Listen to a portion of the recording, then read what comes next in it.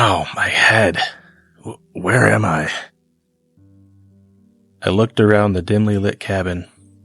There wasn't anything that I recognized in this place. The last thing I remember was heading over to Noah's house. I pulled into his driveway and had just gotten out of my car when somebody hit me in the back of the head. Everything went black after that, and I woke up in a strange bed with searing pain in the back of my skull. My vision was blurry, but I tried to focus on what was around me. I could see the vague outline of somebody in the opposite corner of the room that I was in. I tried to get up quickly, but noticed that my arms and legs were chained to the bed that I was laying on. The noise from the chains rattling woke the other person. I was able to just barely sit up in bed. My eyes started to focus more, and I could see that it was Noah in the opposite corner. He sat up with a groan. Ugh, what happened? Detective Munson? What are you doing here? Where are we? What's going on? Calm down, Noah. I'm still trying to figure that out myself. Do you remember anything? I remember that book appearing in my room, the Necronomicon. I had it destroyed and buried, yet there it was. Then I heard Garrett's voice. It sounded just like him at first, but then it became distorted, like something not quite human was trying to mimic a human's voice. It told me that it could help me.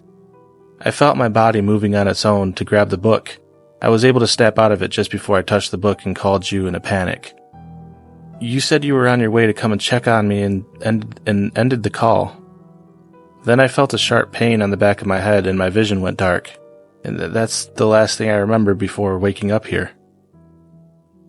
Just as I was about to ask him more questions, the front door to the cabin swung open.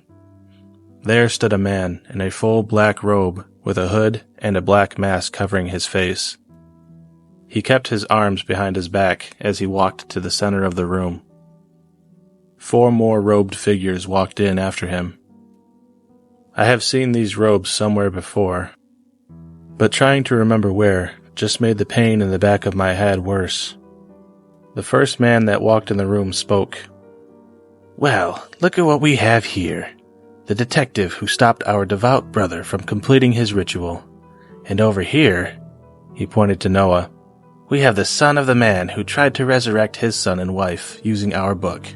Thank you for returning our property, young man. He pulled something out from behind his back as he said this. To the horror of both Noah and I, the man held up the Necronomicon. The other 4 men went to unlock the chains around Noah's hands and feet. They grabbed him and pulled him out of bed. He tried to resist, but he was no match for them. They quickly cuffed his hands behind his back and shoved him forward.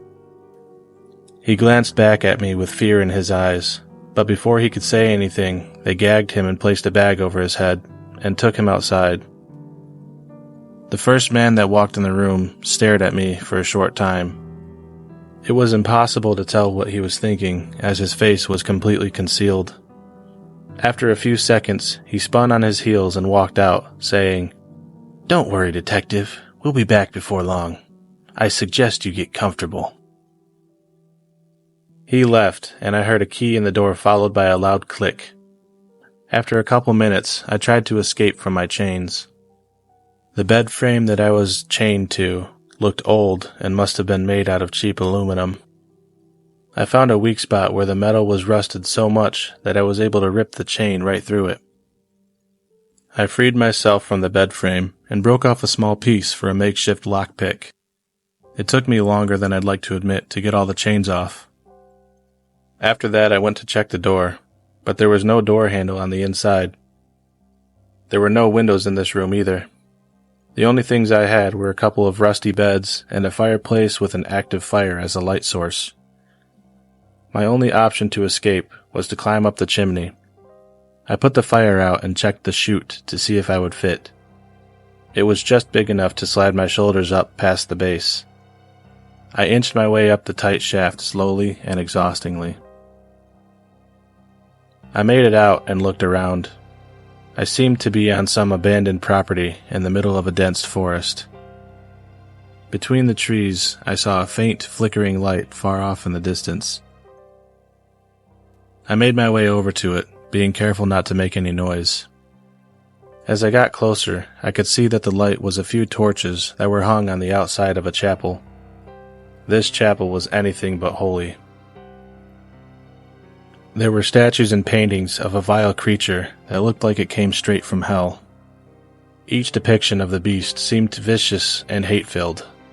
Its statues were soaked in a thick, dark liquid. It was hard to tell what the liquid was from this position, but a small breeze blew towards me and I picked up a hint of copper. I know blood when I smell it. I looked up and immediately felt my heart sink. About 30 feet above the statues hung multiple mutilated bodies. Their blood was dripping onto the statues. I was about to make a run for it when I heard a gut-wrenching bellow cry out from a woman inside the chapel. Without thinking, I ran inside to see if I could save her. I almost slipped and fell on the slick floor when I entered. I have never seen as much blood as I saw inside that horrible place. The smell was so strong that it coated the back of my throat and I could taste it. The worst part was what I witnessed at the altar. There were 4 men in red robes with red hoods, mercilessly attacking a woman who was strapped to a stone slab. They had these curved daggers that they were using to stab and slash this poor woman. She screamed and begged for her life, but they kept attacking her with malice. I wasn't noticed when I ran in, so I decided to catch one of them by surprise. I ran up behind one of the men as he raised his hand high above his head. I snatched a dagger from him and put it to his throat. The other 3 men stopped their brutal assault and directed their attention at me. The one I held hostage pushed the knife into his own throat. He dropped to the ground with a loud thud, and the other 3 lunged for me. 2 of them slipped on the fresh blood they had just spilled and fell on their own blades. The third slashed at me and cut my left arm. My blade went into his chest at the same time, and he staggered back. He laughed and then fell to the floor. I didn't make it to the woman in time, unfortunately. She was already gone. I searched the men and found a cell phone on one of them. Luckily I had some service, and I called in what happened. Since I didn't know where I was, they had to triangulate my call. While waiting for backup and medical to arrive, I decided to investigate.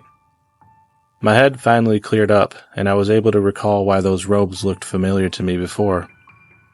They belonged to an old cult that was thought to have been disbanded, the same one that Howard Royce was supposedly removed from. They called themselves Satan's Eye. They were rumored to have been responsible for the disappearances of countless people, but nothing was ever proven back then.